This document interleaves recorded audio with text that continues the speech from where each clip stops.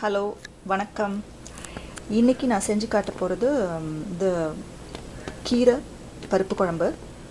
அதுக்கு தேவையான பொருட்களை நம்ம வந்து பார்க்கலாம். ஸோ அதுக்கு தேவையான பொருட்கள் வந்து இது கீரை. நான் இப்போ இது ஒரு ஃபுல் இது எடுத்துருக்கேன், பட் இதில் நான் ஹாஃப் தான் யூஸ் பண்ண போகிறேன். அடுத்தது வந்து வெங்காயம், ஒரு 1 ஆனியன் எடுத்துக்கோங்க, ஒரு ஆனியன் எடுத்துக்கலாம். அப்புறம் ஒரு டொமேட்டோ, தக்காளி, அதுக்கப்புறமா பூண்டு ஒரு 2-3 பல், அதுக்கப்புறமா பச்சை மிளகா. அதுக்கப்புறம் தாளிக்கிறதுக்கு தேவையான பொருட்கள் வந்து பெருங்காயம், அதுக்கப்புறமா வந்து ஜீரகம்.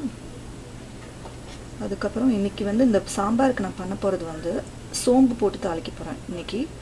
இது ஒரு மாதிரி டிஃப்ரெண்ட் டேஸ்ட்டாக ரொம்ப நல்லாயிருக்கும். இது இந்த சோம்பு தூள் வந்து ஜஸ்ட் நல்லா அது மாதிரி பவுடர் பண்ணி வச்சுக்கோங்க. அப்புறம் மட்டுமா வந்து பருப்பு வந்து துவரம் பருப்பு. நீங்கள் வேணும்னாலும் பாசிப்பருப்பும் போட்டுக்கலாம். பாதி பாசிப்பருப்பு, லைக் 1:1 அந்த மாதிரி கூட பண்ணிக்கலாம். நான் இன்றைக்கி ஃபுல்லாக வெறும் துவரம் பருப்புலேயே பண்ண போகிறேன். நல்லா வெந்திருக்கு, வெந்த பருப்பு இது. அதுக்கப்புறமா வந்து இது நம்ம சாம்பார் மாதிரி பண்ணுற வாசி நான் இதில் கொஞ்சோண்டு லைக் 1/2 டீஸ்பூன் சில்லி பவுடரும் 1/2 டீஸ்பூன் கொரியாண்டர் பவுடரும் எடுத்திருக்கேன். நான் ஆக்சுவலாக வந்து இந்த கீரைக்கெலாம் they won't யூஸ் பச்சை மிளகாத்தூள்லாம் மோஸ்ட்லி. பட் இது சாம்பார் மாதிரி பண்ணுற வாசி இது கொஞ்சம் நல்ல டேஸ்ட்டு, ரொம்ப நல்லாயிருக்கும். ஸோ நீங்கள் அப்புறம் மஞ்சத்தூள் வந்து டர்மரிக் பவுடர் வந்து யூ கேன் ஆட். நம்ம வேக வைக்கும் போதே நான் வந்து இந்த பருப்புலேயே போட்டு நான் உங்களுக்கு வேக வச்சிட்டேன். ஸோ நவ் இப்போ நம்ம வந்து இதை எப்படி செய்கிறதுன்னு பார்க்கலாம்.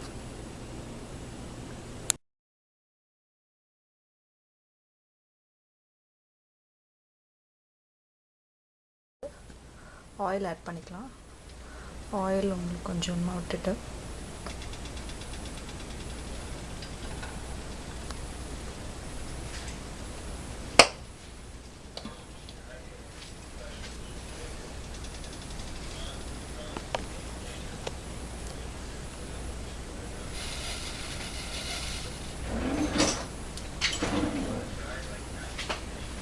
இப்போ இதில் வந்து நல்லா பறக்குது. இப்போ என்ன பண்ணணும், இந்த இதை ஆட் பண்ணிக்கோங்க, ஜீரகம், அதுக்கப்புறமா பெருங்காயம், அசப்பத்திடா, அதுக்கப்புறமா வந்து பூண்டு, வெங்காயம், எல்லாத்தையும் இன்னும் வதக்கிக்கோங்க கொஞ்சம்.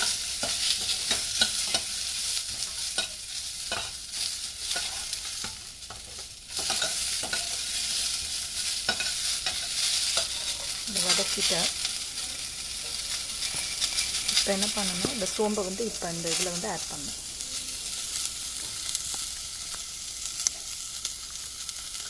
கேஸ் வந்து நல்லா சிம் பண்ணிக்கோங்க கொஞ்சம். ஏன்னா இது வந்து ஸ்டெயின்லெஸ் ஸ்டீலில் பண்ணுறோம், சீக்கிரம் அடி பிடிச்சிடும். அதனால் கொஞ்சம் கேர்ஃபுல்லாக பண்ணுங்கள். ஸோ இப்போ இந்த ஸ்டேஜில் வந்து நீங்கள் இந்த இதை ஆட் பண்ணிக்கணும், இந்த சோம்பை இப்போ வந்து இதில் ஆட் பண்ணுறேன்.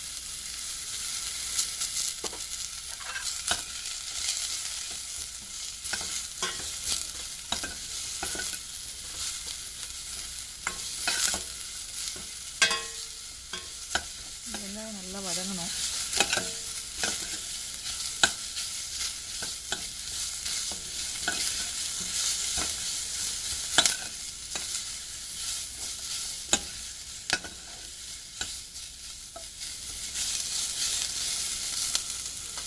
இப்போ கொஞ்சம் வதங்கிச்சு இல்லை. இப்போ நீங்கள் என்ன பண்ணணும்,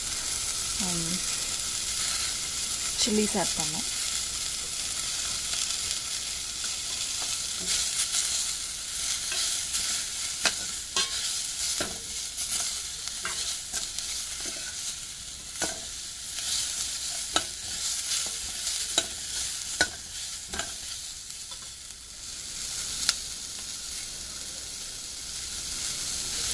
இப்போ சில்லிஸ் ஆட் பண்ணிவிட்டு அதுவும் கொஞ்சம் எண்ணெயில் வதங்கினதுக்கப்புறம் என்ன ஆட் பண்ண, இப்போ வந்து டொமேட்டோஸ், நெக்ஸ்ட் வந்து டொமேட்டோஸ் ஆட் பண்ணுங்கள்.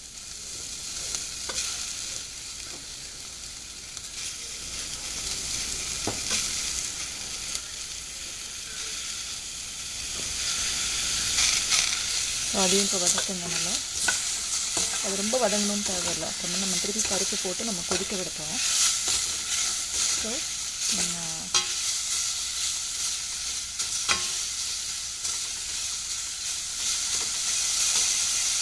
சாரி, நான் இன்க்ரீடியன்ஸில் வந்து உங்களுக்கு சொல்ல மறந்துட்டேன். சால்ட் வந்து நீங்கள் உங்களுக்கு எவ்வளோ வேணுமோ அது அந்த மாதிரி போட்டுக்கலாம். சால்ட்டு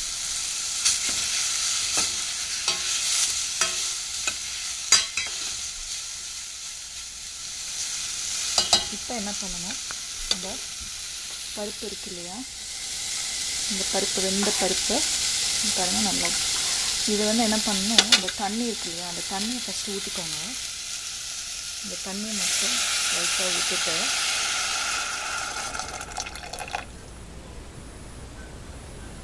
அதை விட்டுட்டு கொஞ்சம் கலந்து விட்டுட்டு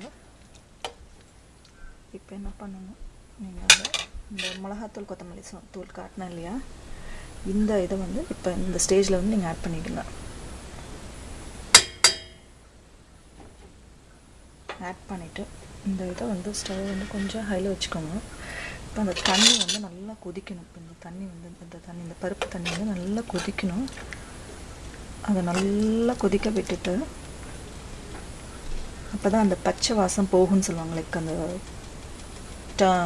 கொத்தமல்லி அண்ட் சில்லி பவுட்ரு வந்து அது போட்டிருக்கோம் இல்லையா, அது வந்து நல்லா அந்த பச்சை வாசம் போகிற வரைக்கும் நல்லா கொதிக்க விடணும். நல்லா அதை பாயில் பண்ண விட்டுட்டு then you have to add the கீரை. இந்த கீரையை வந்து ஃபைனலாக அது நல்லா கொதிச்சதுக்கப்புறம் நீங்கள் வந்து கீரையை ஆட் பண்ணணும். இப்போ இது நல்லா கொதிக்குது. இந்த கொதிக்கிற ஸ்டேஜில் நீங்கள் மூடி போட்டுருங்க. அது நல்லா ஒரு 5 minutes கிட்ட நல்லா கொதிக்கணும். அந்த பச்சை வாசம் போகணும். லைக் அந்த சில்லி பவுடரும் கொரியாண்டர் பவுடர் அந்த வாசம் வந்து போனதுக்கப்புறம் லைக் அதுக்கப்புறமா நீங்கள் கீரையை ஆட் பண்ணலாம். இப்போ இது வந்து நல்லா வந்து கொதிக்குது. ஸோ இப்போ வந்து இதை ஓப்பன் பண்ணிவிட்டு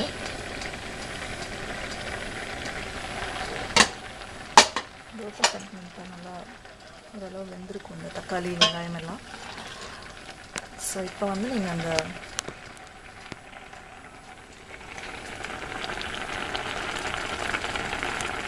இந்த பருப்பு நம்ம வந்து தண்ணி ஃபஸ்ட்டு தண்ணி மட்டும்தான் நான் ஊற்றிருக்கேன். இப்போ இந்த பருப்பையும் இதில் ஆட் பண்ணிடுறேன்.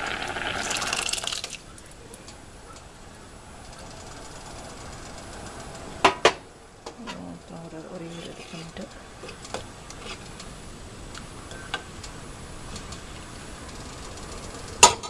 அதுக்கப்புறமா வந்து கீரையை இப்போ இந்த கீரையை வந்து இதில் போட்டுருங்க.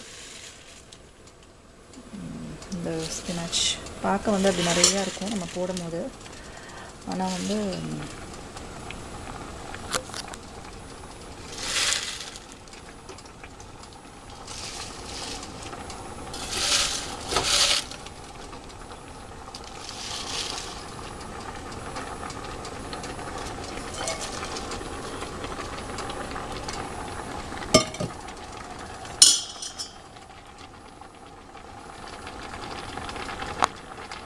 இப்போ என்ன பண்ணணும், நீங்கள் இதை வந்து கிண்டி விட்டுருங்க. கொஞ்சம் அப்படியே ஒன்றுமே வேணாம், நீங்கள் ஜஸ்ட் வந்து இதை அப்படியே போட்டு மூடி போட்டுருங்க. கொஞ்சம் சிம்மில் வச்சுக்கோங்க. வச்சுட்டு ஒரு 1 to 2 minutes அப்படியே விட்டுருங்க. அப்படியே அந்த கீரை எல்லாம் அப்படியே இதாக இறங்கிடும். ஸோ நான் அப்புறம் உங்களுக்கு காட்டுறேன்.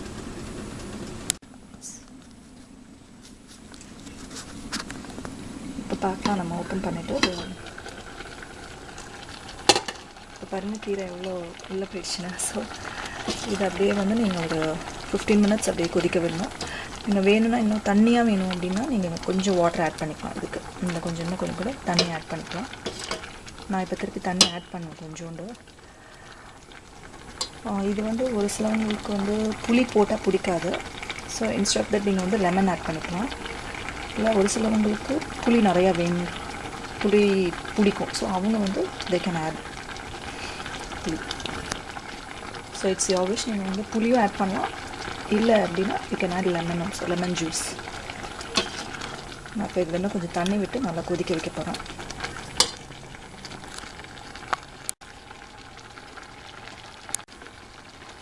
இப்போ நான் வந்து தண்ணி ஆட் பண்ண போகிறேன். இதில் கொஞ்சம் நிறையாவே நான் தண்ணி கொஞ்சம் எனக்கு தண்ணியாக தான் பிடிக்கும், அதனால நான் கொஞ்சம் தண்ணி ஆட் பண்ணிக்கிறேன். இப்போ இந்த கீரையெல்லாம் நல்லா வெந்து வந்ததுக்கப்புறம் நான் உங்களுக்கு காட்டுறேன். இதுலேயே வந்து ஒரு சிலவங்க என்ன பண்ணுவாங்க, இது முடிஞ்சதுக்கப்புறம் கொஞ்சோண்டு தேங்காய், பச்சை மிளகா, ஜீரகம் அதை கொஞ்சோண்டு அரைச்சி போடுவாங்க. பட் நான் எதுவுமே பண்ணல. இதோட லாஸ்ட் இதோட நான் வந்து கொஞ்சம் லெமன் ஜூஸ் ஆட் பண்ணிவிட்டு நான் இறக்கிடுவேன். அவ்வளோதான்.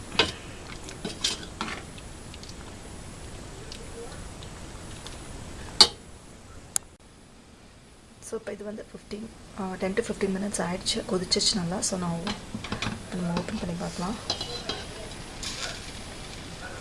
பாருங்க கீரை எப்படி நல்லா சூப்பராக உள்ளே போயிடுச்சு, நல்லா கொதிச்சு நல்லா கீரையும் நல்லா வெந்திருக்கு. ஸோ இந்த ஸ்டேஜில் வந்து நீங்கள் சால்ட் ஆட் பண்ணிக்கலாம். சால்ட்டும் புளியுமே நீங்கள் ஆட் பண்ணிக்கலாம். உங்களுக்கு நல்லா கொதிச்சிருச்சு. ஸோ நான் இப்போ வந்து இந்த லெமன் ஜூஸ் ஆட் பண்ணேன். நான் லெமன் ஜூஸ் வந்து ஜஸ்ட் ஒரு 1/2 டீஸ்பூன் தான். இது நிறைய நான் எடுக்கவே இல்லை, கொஞ்சோண்டு தான் நான் எடுத்துருக்கேன்.